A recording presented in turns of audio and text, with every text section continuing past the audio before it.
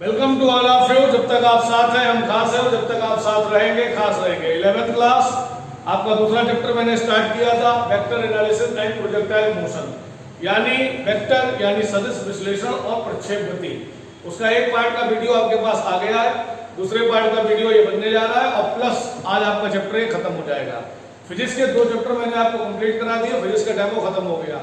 इसके बाद में केमिस्ट्री का आपको चैप्टर करा दूंगा, उसका डेमो खत्म हो जाएगा। लगातार हमसे जुड़ते रहने के लिए कि आपको प्रॉपर नोट्स मिले, पूरे लिखे लिखा प्रिंट आउट मिले, उसके लिए आपको हमारे यहाँ आकर रजिस्ट्रेशन कराना पड़ेगा। 2 फोटो साथ में लेकर आए, आपका रजिस्ट्रेशन हो जाए, क्योंकि 11th 12th वालों की पढ़ाई बहुत तेजी में चालू हो चुकी है। उनका एक ग्रुप पूरा कंप्लीट हो चुका है और दूसरा ग्रुप आज से उनका स्टार्ट हो रहा है। फर्स्ट ईयर वाले बच्चे उतना भी अवेयर नहीं होते, वो गलत फहमी में बैठे हुए हैं, क्योंकि जो हालात चल रहे हैं उस हिसाब से भी ऑफलाइन की परमिशन नहीं मिलेगी। तो अपनी पढ़ाई को वेस्ट मत कीजिए। मैं फिर आपसे कहना चाह रहा हूँ, फिजिक्स का आज हमारा लास्ट चैप्टर है, इसके बाद फिजिक्स के लेक्चर आपको उस पर नहीं मिलेंगे। मैं जो इस पे कोई भी नई छोटी मोटी चीजें पढ़ाया करूँगा, पर चैप्टर वाइज लेक्चर ये आज फिजिक्स का आखिरी है। इसके बाद केमिस्ट्री का डेमो आपको हो जाएगा, अमित सर आपको मैथ का डेमो दे देंगे, उदित सर इंग्लिश का दे देंगे।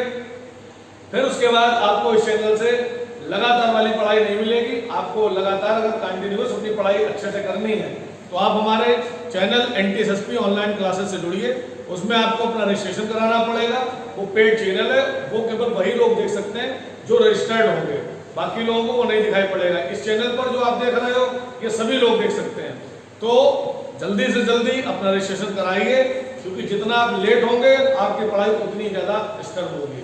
ठीक है, तो आज हमारा टॉपिक है गति के समीकरणों का वेक्टर स्वरूप। गति के समीकरण आप जानते होंगे, 3 समीकरण होते हैं। v बराबर क्या होता है u प्लस क्या होता है at, दूसरा होता है s बराबर क्या होता है ut प्लस क्या होता है हाफ at का स्क्वायर। गति का तीसरा समीकरण होता है v स्क्वायर बराबर u स्क्वायर प्लस 2as। ये तीनों के डेरिवेशन अपने सिलेबस में है, अगले चैप्टरों में आपको कराए जाएंगे। इनको आप वेक्टर फॉर्म में कैसे लिखेंगे, इसके लिए आपको पता होना चाहिए कौन सी राशियां अदिश हैं और कौन सी राशियां सदिश हैं। जितनी राशियां सदिश होंगी उनके ऊपर वेक्टर का निशान लगेगा, और जितनी राशियां अदिश होंगी उनके ऊपर वेक्टर का निशान नहीं लगेगा। और जिसके ऊपर स्क्वायर खड़ा होता है उस पर भी वेक्टर का निशान नहीं लगता। अब मैं आपको पहले इनके बारे में बता दूं। b माने लास्ट वेलोसिटी यानी अंतिम वेग, u माने इनिशियल वेलोसिटी यानी प्रारंभिक वेग, a माने एक्सीलरेशन यानी त्वरण, और t माने टाइम। इसमें ये सदिश होती है, ये सदिश होती है, ये सदिश होती है, लेकिन टाइम एक अदिश राशि होती है। उसके बाद s माने विस्थापन, विस्थापन भी एक सदिश राशि होती है। तो अब हम इसको वेक्टर फॉर्म में कैसे लिखेंगे, बोलिए। b वेक्टर बराबर u vector plus a vector t, s vector u vector t half a vector t square, b square u square plus 2a vector और s। होशियार स्टूडेंट समझ गया होगा, t के ऊपर वेक्टर का निशान नहीं लगा क्योंकि t कैसी राशि है, अदिश, और जहां जहां पर स्क्वायर है वहां पर वेक्टर का निशान नहीं लगा।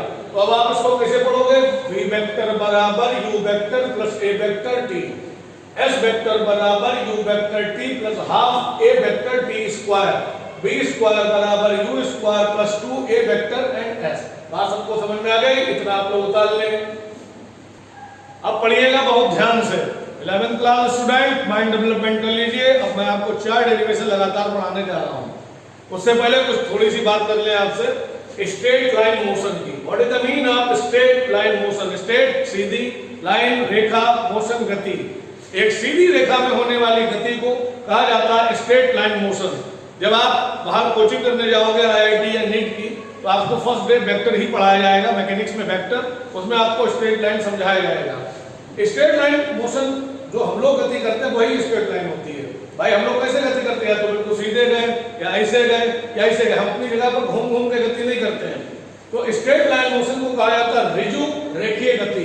कोई डेफिनेशन पूछे तो आप क्या बताओगे कि जब कोई पिंड वाले होती बॉडी, जब कोई पिंड किसी या कोई कण किसी ऐसे त्वरण के अंतर्गत गति करता है कि उस पिंड के वेग का परिमाण समय के साथ साथ बदल जाए परंतु उसकी दिशा न बदले, कहलाती क्या है, ऋजु रेखीय गति। एक बार फिर ऑडियंस दोबारा से, पिंड माने होती है बॉडी, कि जब कोई पिंड किसी ऐसे त्वरण के अंतर्गत गति करता है कि पिंड के वेग का परिमाण समय के साथ साथ परिवर्तित हो जाए परंतु उसकी दिशा ना बदले कहलाती क्या है? ऋजु रेखीय गति। बात सबको समझ में आ गई?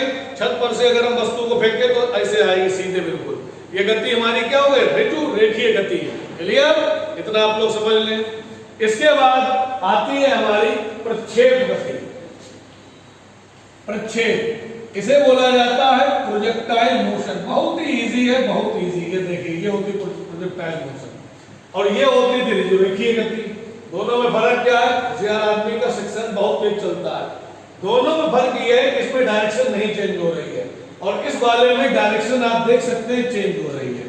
तो दोनों की डेफिनेशन में फर्क क्या हुआ? मैं दोबारा सिखाऊंगा आपको कि जब कोई पिंड किसी ऐसे त्वरण के अंतर्गत गति करता है कि पिंड के वेग का परिमाण समय के साथ साथ बदल जाए परंतु उसकी दिशा न बदले कहलाती है ऋजु रेखीय गति। रिमिक्स, जब कोई पिंड किसी ऐसे त्वरण के अंतर्गत गति करता है कि पिंड के वेग का परिमाण समय के साथ साथ बदल जाए और उसकी दिशा भी परिवर्तित हो जाए तो इस प्रकार की गति क्या कहलाती है? प्रक्षेप गति। बात सबको समझ में आ गई? इसमें दिशा नहीं बदलती है और इसमें दिशा बदल जाती है। Concept clear? अब चलते हैं आगे, इतना समझ लीजिए। अब हम लोग पढ़ने जा रहे हैं पाथ ऑफ प्रोजेक्टाइल। प्रोजेक्टाइल का सबसे बढ़िया उदाहरण क्या होता है? तोप से छूटा हुआ गोला या बॉलर ने गेंद को फेंका और बैट्समैन ने उसे हिट करा, बाउंड्री लाइन पार कर गई। ये पैराबोलिक गतियां ही कहलाती हैं प्रक्षेप के पथ के सबसे बढ़िया उदाहरण में, क्योंकि प्रक्षेप का पथ हमेशा पैराबोलिक यानी परवलय आकार होता है। तो प्रक्षेप के पथ को समझाने के लिए इस डायग्राम पर जरा गौर करिएगा, किताबों से भी देख लीजिएगा। ये हमने लिया क्षैतिज जमीन और आसमान यानी का ऊर्ध्वाधर। क्षैतिज को डिनोट करा हमने x से और ऊर्ध्वाधर को डिनोट करा हमने y से। यहाँ पर क्षैतिज पर एक हमने तोप रखी। तोप जो है क्षैतिज से थीटा डिग्री के कोण पर बनाकर रखी गई है, तो थोड़ी इसे उठाकर रखी जाती है। तोप से एक गोला छूटा, यहाँ पर आकर गिरा। जहां से छूटा, जहां पर गिरा, उसके बीच की दूरी को हमने स्मॉल x मीटर मान लिया। तोप के गोले का प्रारंभिक वेग हमारा क्या है? u। u को हमने दो घटकों में बांट लिया, एक क्षैतिज घटक ux और एक ऊर्ध्वाधर घटक uy। यानी जो हमारा क्षैतिज घटक होगा, क्षैतिज वो होगा ux बराबर u cos थीटा और जो हमारा ऊर्ध्वाधर घटक होगा, ऊर्ध्वाधर, वो हमारा होगा uy बराबर u sin थीटा। बात सब लोग समझ लीजिएगा। ये हमारा ऊर्ध्वाधर हो जाएगा, ये हमारा क्षैतिज घटक हो जाएगा। तो जब तोप से गोला छूटेगा और जहां पर आकर गिरेगा, उस गोले को छूटने में और गिरने में जो समय लगेगा वो आप कैसे निकालोगे? 6th क्लास का फार्मूला कि चाल बराबर क्या होता है? दूरी और बटा क्या होता है? समय। तो आप समय निकाल लीजिए, यानी समय t बराबर, ठीक, समय t बराबर दूरी को आपने क्या मान लिया? x और चाल को आपने क्या ले लिया? ux। इसको सही कर लीजिए, t बराबर x अपॉन u क्या हो गया? cos theta. इतनी बात सबको समझ में आ गई। अब जो तोप से गोला छूटा है वो उच्चतम बिंदु P पर आया, क्षैतिज घटक से उसकी हाइट कितनी है? h। यहाँ पर इसका अंतिम वेग क्या हो जाएगा? 0। और जैसे इसका अंतिम वेग 0 हो जाएगा वैसे गोला क्या कहेगा? आओ लौट चले, यानी वो जमीन पर दोबारा से वापस आने लगेगा। तब गति के दूसरे समीकरण से फार्मूला क्या होता है? s बराबर ut माइनस हाफ gt का स्क्वायर। इसको आप रिमिक्स कर दो, रिमिक्स करोगे आपको आएगा s की जगह पर y, ये हो जाएगा uy, क्या हो गया t, क्या हो गया हाफ और क्या gt का स्क्वायर। इसको आप सही करोगे, uy का मान आप रखोगे, कितना आएगा? u sin और theta is the multiply by t का मान आप रखोगे x upon u cos theta minus क्या लिखोगे? हाफ और g क्या लिखा? T square. टी स्क्वायर का मान x स्क्वायर अपॉन क्या? u स्क्वायर cos स्क्वायर और थीटा। अब आप इसको सही कर सकते हैं, u से u हमारा क्या हो गया? कैंसिल। अब ध्यान से देखिए, ऊपर कौन? sin थीटा, नीचे कौन? cos theta. ये क्या बन गया? tan theta. साथ में कौन है? x माइनस कौन? हाफ, क्या हुआ? g x का स्क्वायर बटे में कौन? u स्क्वायर और कौन? cos square theta. अब इतनी मैथ यार आती होगी तुम्हें, x के ऊपर क्या आ गया स्क्वायर, ये कैसी समीकरण हो गई, द्विघात समीकरण। और द्विघात समीकरण है किसको शो करती है, पैराबोला को, यानी परवलय को। ये बात हमारे वैज्ञानिक गैलीलियो ने सिद्ध किया था कि प्रक्षेप का पथ परवलयाकार होता है। इस डायग्राम को पहले आप बता लें। 11th क्लास बिल्कुल घबराइएगा नहीं, बहुत बेहतरीन पढ़ाई मैं चलाऊंगा, लेकिन कुछ डिसअपॉइंट है यार, आप लोग सो रहे हो। मैं देख रहा हूँ इंटर वाले बच्चे अब अवेयर हो गए, तुम्हारा अप्रैल भाई यार वैसे भी निकल गया है।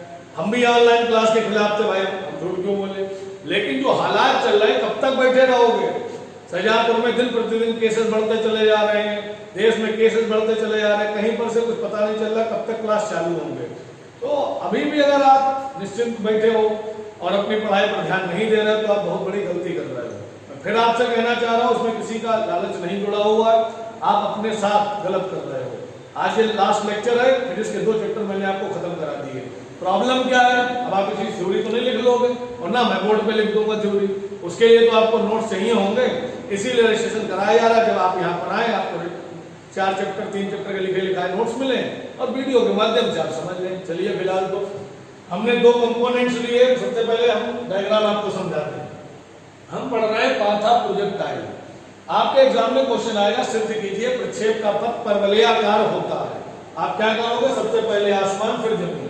जमीन क्या है, क्षैतिज, आसमान का ऊर्ध्वाधर। जमीन को माना x, आसमान को माना y। एक रखी कोप जमीन से कितने डिग्री के कोण पर है, थीटा डिग्री के कोण पर। यहाँ से गोला छूटा, गोले का वेग क्या है u। गोला जहां से छूटा और जहां पे गिरा उसके बीच की दूरी को हमने क्या मान लिया x।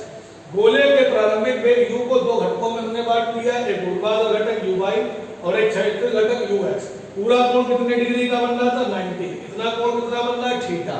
ठीक, तो हमारा क्षैतिज घटक क्या हो गया, u cos थीटा, और ऊर्ध्वाधर घटक क्या हो गया, u sin थीटा। इतनी बात सबको समझ में आ गई। अब जैसे ही गोला छूटा, ठीक, तो उसने कितना टाइम लिया, तो 4 बराबर दूरी बटा समय, समय बराबर दूरी बटा क्या हो गया 4। दूरी की जगह पर x और 4 की जगह पर ux। x वैसे रह दिया, ux का मान u cos थीटा। ठीक, अब गोला यहां तक आया, उसका अंतिम वेग क्या हो गया, 0।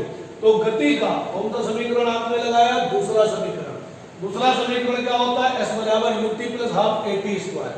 लेकिन वस्तु नीचे से कहां जा रही है, ऊपर की ओर जा रही है, तो प्लस की जगह पर हमारा क्या हो जाएगा, माइनस। u की जगह पर क्या हो जाएगा, u बाई, s की जगह पर क्या हो जाएगा, बाई। इससे हमने ये फार्मूला बना दिया, u बाई का मान u sin थीटा, t का मान ये रख दिया, g वैसे रहा, t स्क्वायर ऐसे आ गया। u से u कैंसिल कर दिया, sin बटा cos हो गया tan थीटा, बाकी जो वैल्यू लिखी वो उतार दी। x के ऊपर कितनी घातें आई, 2। द्विघात समीकरण किसको शो करती है, पैराबोला को। बात सबको समझ में आ गई। ठीक, अब बढ़ते हैं आगे, यहाँ तक आप समझ लीजिए। अब इस डायग्राम से 3 छोटे छोटे डायग्राम और बहुत क्वेश्चन और बनेंगे।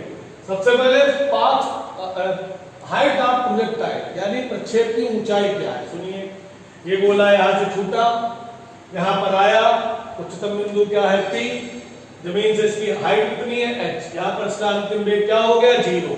तो इस ऊंचाई को आप ज्ञात करेंगे, तो आप कौन सा समीकरण लगाएंगे, गति का तीसरा समीकरण, v स्क्वायर बराबर u स्क्वायर माइनस का 2gh। अब हमारी बात को ध्यान से सुनिएगा। मैं अपनी पढ़ाई में कोशिश ये भी करता हूं कि आपसे कभी कोई तर्क करे तो आप जवाब दे सके। किसी ने पूछा पहला क्यों नहीं लगाया, कहना उसमें ऊंचाई नहीं आती। फिर कोई कहे दूसरा क्यों नहीं लगाया, उसमें तो ऊंचाई आती, तो कहना उसमें अंतिम वेग नहीं आता। तीसरा इसलिए लगाया, ऊंचाई भी आती है और अंतिम वेग भी आता है। ठीक, हमारी बात समझ गए आप, ध्यान से सुनिएगा। अंतिम वेग यहाँ पर क्या हो गया, 0। u की जगह पर आप क्या कर देंगे, u बाई क्या लगा है, स्क्वायर माइनस क्या 2gh। इस माइनस को उठा के इधर ले आए, कितना हो गया, प्लस का 2gh। u बाई का मान आप रख देंगे u स्क्वायर और क्या हो जाएगा, sine square theta. u by का मान कितना था, u साइन थीटा, लेकिन क्या लगा है, स्क्वायर। h का मान निकाल लीजिए, आंसर आएगा u square sine square theta upon में क्या आ जाएगा, 2g। ये हो गई हाइट का फार्मूला। बात सबको समझ में आ गई, एक दफे फिर समझ लीजिए। आपने लगाया गति का तीसरा समीकरण, किसी ने बहस करी कि पहला क्यों नहीं लगाया, दूसरा क्यों नहीं लगाया। तीसरा इसलिए लगाया, अंतिम वेग भी आया और ऊंचाई भी आई। इसका मान हो गया हमारा 0, u की जगह पर u बाई क्या कर दिया, माइनस का 2g है, माइनस का 2g इधर लाया, प्लस का 2g हो गया u square sine square theta. क्योंकि यू बाई का मान कितना था, यू साइन थीटा। एच का मान निकालेंगे you square sine square theta upon 2g। बात सबको समझ में आ गई, इतना बता लीजिए। ये डेरिवेशन और भी बहुत इंपॉर्टेंट है। फ्लाइट टाइम ऑफ प्रोजेक्टाइल यानी उड़ने का समय। फ्लाइट टाइम ऑफ प्रोजेक्टाइल को पढ़ने से पहले डायग्राम परफेक्ट ध्यान दीजिए, सबके डायग्राम सेम है। यहाँ से गोला छूटा, यहाँ पर आया, उसको टाइम कितना लगा, t। यहाँ पर आया, यहाँ पर इसका अंतिम वेग हो गया 0, तो नीचे आने पर भी टाइम लगा कितना, t। बोलो आने में कितना लगा, t। जाने में कितना लगा, t। t और t कितने हो गए, 2t। यानी पिंड जब उड़ता है और उड़कर नीचे आता है तो पिंड के आने में और जाने में लगे समय को पिंड का उड्डयन काल कहते हैं। ये था आना और ये क्या था, जाना। आने में कितना लगा, t। जाने में कितना लगा, t। t और t 2t। इसी को पिंड का उड्डयन काल कहते हैं। तो लगाएंगे गति का पहला समीकरण, क्या होता है, b बराबर क्या होता है, u माइनस क्या होता है, gt। u की जगह पर क्या कर दिया, u बाई, ये हो गया 0, क्या हो गया u, क्या हो गया साइन थीटा, और माइनस में कौन हो गया, gt। माइनस को उठाकर इधर लाए, प्लस का हो गया, gt बराबर कौन हो गया, u साइन क्या हो गया, थीटा। t बराबर कौन हो गया, u साइन थीटा अपॉन में कौन हो गया, g। ठीक, तो आने में समय कितना लगा, t। जाने में कितना लगा, t। t और t कितना हो गया, 2t। तो डेल साइन t बराबर क्या हो गया, 2t। मान रख दीजिए कितना हो गया, 2t का मान बोलिए u कौन हुआ, साइन थीटा अपॉन में कौन हो गया, g। यानी उड्डयन काल का फार्मूला क्या हुआ, t बराबर 2u sine theta upon g। यानी पिंड के आने और जाने में लगे समय को पिंड का उड्डयन काल कहते हैं। तो फिर देख लीजिए, आपने लगाया गति का पहला समीकरण, बहस फिर वही कि आपने दूसरा क्यों नहीं लगाया। दूसरे वाले में होता है s बराबर ut plus half vt square, उसमें t तो आता है लेकिन अंतिम वेग नहीं आता है। तीसरा क्यों नहीं लगाया, b स्क्वायर बराबर u स्क्वायर माइनस 2gh, उसमें अंतिम आता है लेकिन समय नहीं आता है। इस वाले में अंतिम वेग भी आता है और समय भी आता है। लॉजिक समझ में आ गया।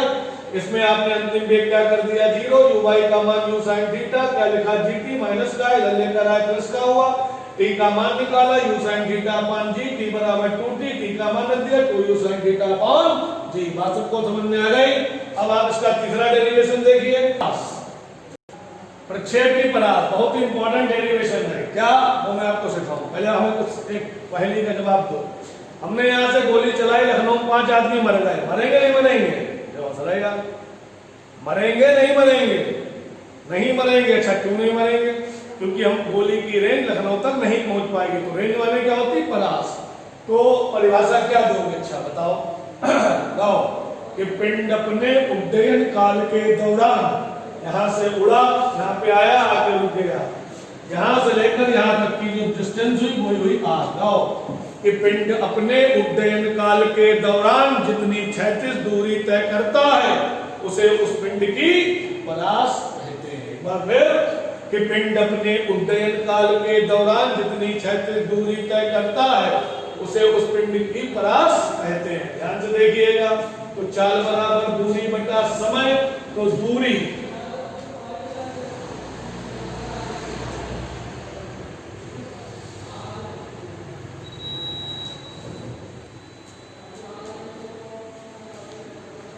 बराबर चाल,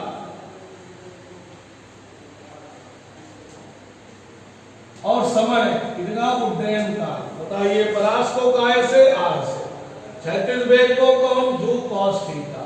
t का मान इसीलिए मैंने निकाला नहीं, देख के बताइए क्या हो गया, 2u sin थीटा अपॉन में कौन हो गया, g। ध्यान से u और u स्क्वायर। अब थोड़ी सी मैथ लगाओ, क्या लिखा, 2 sin थीटा cos थीटा, क्या हो गया, sin 2 थीटा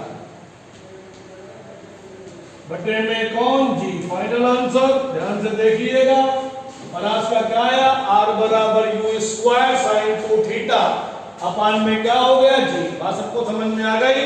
अब कुछ बेसिक बातें सीख लीजिए कि अधिकतम दूरी प्राप्त करने के लिए हमेशा कितने डिग्री के कोण का प्रयोग करा जाता है, 45 डिग्री का। क्यों किया जाता है, जितने भी फुटबॉल प्लेयर हैं, भाला फेंक, चक्का फेंक, जितने भी एथलीट्स होते हैं उनको हाई डिस्टेंस, जैसे अगर हमको किक भी मारनी तो अपने पैरों को 45 डिग्री पर घुमाएंगे। भाला फेंकना है तो हाथ को 45 डिग्री पर मूव करेंगे। क्योंकि 45 डिग्री के कोण पर हमको अधिकतम परास प्राप्त होती है। यह आपका दूसरा चैप्टर पूरी तरीके से समाप्त हो गया है। ठीक है, अपनी पढ़ाई को कंटिन्यू करने के लिए जल्दी से जल्दी एनटीएसएसपी आकर अपना रजिस्ट्रेशन करा लें। जो लोग दूर के हैं वो लोग फोन करके अपनी बात कह दें, क्योंकि जब आप रजिस्टर्ड होंगे तो लगातार आपको वीडियो और आपको नोट्स मिलते रहेंगे। अब हम आपकी केमिस्ट्री शुरू करेंगे। फिजिक्स के मैंने 2 लेसन आपके कंप्लीट करा दिए। Thank you very much. और जिन जिन से लोगों से जुड़े हो हमारा मैसेज उन तक कन्वे कर दो, क्योंकि फर्स्ट ईयर का बच्चा थोड़ा ढीला होता है, उसे पता ही नहीं होता, वो हाई स्कूल की तरह पढ़ाई समझता है कि साइंस होगी पतली सी। आपकी फिजिक्स केमिस्ट्री अलग अलग है, और फिजिक्स में 2 किताबें, केमिस्ट्री में 2 किताबें, टोटल 4 किताबें तो फिजिक्स केमिस्ट्री की हैं। तो आप अभी समझ नहीं रहे हो, क्योंकि आराम करने के बाद शरीर आराम तलबी को महसूस करने लगता है, इसीलिए आदमी पढ़ाई पर ध्यान नहीं देता है। बाकी आपकी मर्जी। फिलहाल फिजिक्स का लास्ट ये वीडियो है, इसके बाद फिजिक्स का वीडियो आपको इस चैनल पर नहीं मिलेगा। अब आपको अगर पढ़ना है तो आप अपना रजिस्ट्रेशन करा लीजिए। तब तक के लिए बहुत बहुत धन्यवाद। Thank you.